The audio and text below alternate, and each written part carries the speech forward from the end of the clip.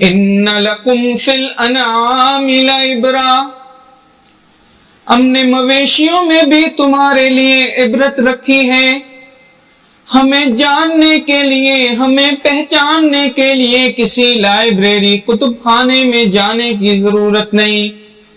دودھ کا ایک گلاس بھی داعی اور مبلغ ہے، پینے سے ایک لمحہ پہلے سوچیں گے، ہم ضرور سمجھ میں آئیں گے۔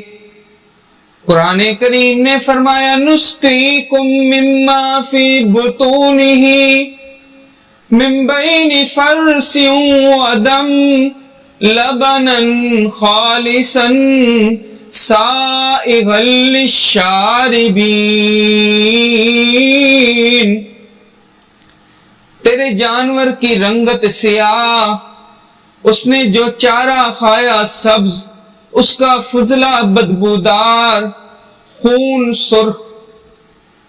لیکن وہ کون ہے جس نے تیرے آنے والے گلاس کے دودھ میں جانور کی سیاہی کو بھی شامل نہیں ہونے دیا، فضلے کی بو کو بھی شامل نہیں ہونے دیا، خون کی سرخی کو بھی شامل نہیں ہونے دیا؟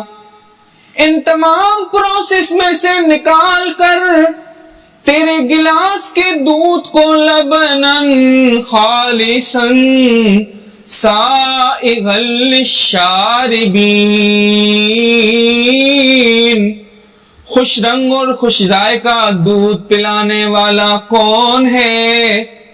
اللہ ہی اللہ ہی۔